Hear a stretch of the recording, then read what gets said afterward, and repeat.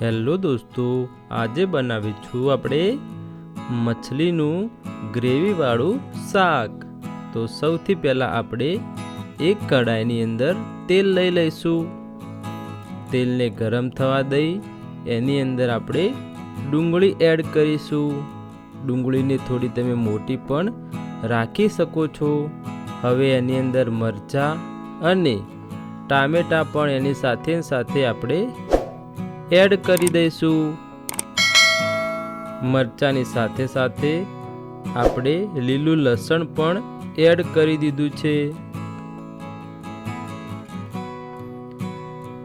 આ બધી જ શાકભાજીને આપણે મિક્સ કરવાની છે। મિક્સ થઈ જાય અને એને ચડવા દેવાની છે, જે કાચી ના રહી જાય। હવે આપણે એક મિક્સર ગ્રાઇન્ડરની અંદર એને લઈ લઈશું અને મિક્સરને ચાલુ કરી દઈશું। તમે જોઈ શકો છો આપણી જે ગ્રેવી છે એ તૈયાર થઈ ગઈ છે। મેં પાણીનો ઉપયોગ નથી કર્યો। હવે થોડું તેલ હતું એની અંદર થોડું વધારે તેલ નાખીને આપણે એની અંદર જીરું નાખી દઈશું।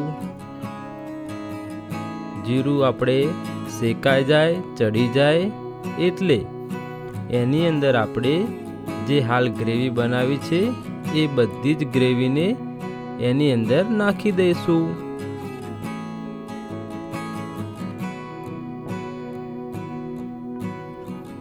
તમે જોઈ શકો છો ગ્રેવીની અંદર આપણે ધીમે ધીમે કરીને બધી જ ગ્રેવી છે એની અંદર નાખી દીધી છે। મેં તેલનું પ્રમાણ થોડું વધારે લીધું છે, કારણ કે તેલ વધારે હશે તો તેલ ગ્રેવીમાંથી બહાર આવી જશે। મેં 3 અથવા 4 લોકો માટે આ ગ્રેવી તૈયાર કરી છે। તમે જોઈ શકો છો આપણી ગ્રેવી છે એ તૈયાર થઈ ગઈ છે। આજુબાજુ તેલ પણ એની અંદર આવી ગયું છે। તમારે જોઈ શકો છો એનો કલર પણ થોડો અલગ થઈ ગયો છે। જો ગ્રેવી કાચી હશે તો તેલ બહાર આવશે નહીં। હવે આપણે એની અંદર 3 ચમચી લાલ મરચાંનો ઉપયોગ કર્યો છે। તમે તીખું ખાતા હોય તો મરચું વધારે પણ લઈ શકો છો। હવે આપણે એની અંદર ધાણા જીરાનો પાવડર પણ એડ કરીશું। આ મેં જાતે હાથે કૂટીને એની અંદર નાખ્યું છે। તો આ સમયે તમે થોડો પાણીનો ઉપયોગ પણ કરી શકો છો। મેં પાણીનો ઉપયોગ નથી કર્યો, કેમ કે આપણે થોડી વાર પછી પાણી નાખી દઈશું।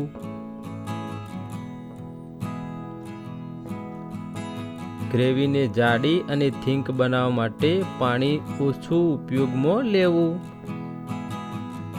હવે મેં હાથથી કૂટેલા મસાલા, ગરમ મસાલા, તજ, લવિંગ, ઇલાયચી બધા જ મસાલાનો ઉપયોગ કરીને આપણે એની અંદર નાખી દીધું છે। હવે આપણે એને મિક્સ કરવાનું છે। તમે જોઈ શકો છો આપણી ગ્રેવી છે એ તૈયાર થઈ જવા લાગી છે। તેલ પણ એની અંદર આવી ગયું છે। મેં 2 ચમચી હળદરનો ઉપયોગ કર્યો છે। તમે જોઈ શકો છો। હવે આપણે બરોબર એને મિક્સ કરીશું અને ચમચા વડે હલાવતા રહીશું। મેં પણ થોડું પાણીનો ઉપયોગ કર્યો છે, કેમ કે આપણી ગ્રેવી છે એ એની ચડી જાય, કાચી ના રહી જાય એ માટે આપણે થોડું પાણીનો ઉપયોગ કરીશું।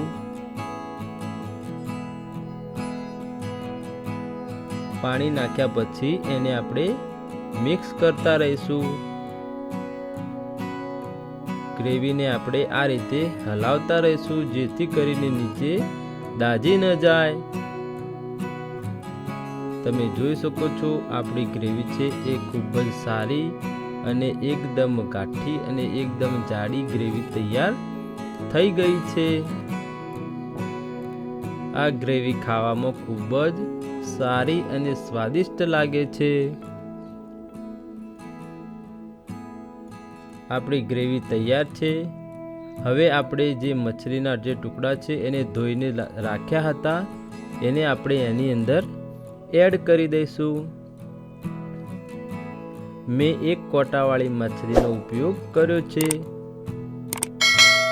માછલીને ગ્રેવીની અંદર નાખતા પહેલાં 2 થી 3 પાણીથી લીંબુના પાણીથી સાફ કરવી, જેથી કરીને એની ચીકાશ હોય છે એ નીકળી જાય છે. માછલી ખાવામાં ખૂબ જ સુંદર અને સારી લાગતી હોય છે, મીઠી લાગતી હોય છે અને તમને ચરબી હોય છે એ વધારે તમને લાગતી નથી. તમે જોઈ શકો છો આપણી જે માછલી છે એની અંદર આપણે નાખી દીધી છે. હવે આપણે એકવાર એને ગ્રેવીની અંદર મિક્સ કરી દઈશું. મિત્રો, માછલી જે પ્રથમવાર બનાવતા હોય છે તો એમને ખબર હોતી નથી અને માછલીને આ રીતે હલાઈ કરતા હોય છે, જેથી કરીને માછલી હોય છે એ તૂટી જાય છે. તો સૌથી પહેલાં માછલીને નાખી અને એકવાર તમે આ રીતે હલાવી શકો છો. પછી તમે 10 મિનિટ 20 મિનિટ જ્યાર સુધી ચડી ના જાય ત્યાર સુધી એને એક પણ ચમચો એની અંદર મારવાનો હોતો નથી. જો તમે જોઈ શકો છો આપણી ગ્રેવીની અંદર માછલીના પીસ છે એ આપણે ડૂબાડી દીધા છે. હવે આપણે એની અંદર કોથમીર નાખી દઈશું.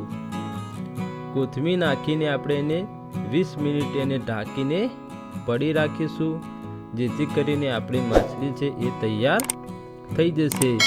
નાના બાળકો પણ માછલી ખૂબ જ સારી રીતે ખાતા હોય છે. તો તમે જોઈ શકો છો આપણી છે મસાલાવાળી ગ્રેવીવાળી મછલીનું શાક તૈયાર થઈ ગયું છે. તો મિત્રો, વિડીયો ગમે હોય તો વિડીયોને લાઈક કરજો. ચેનલ ઉપર નવા હોય તો ચેનલને સબસ્ક્રાઈબ કરવાનું ના ભૂલતા. Thank you.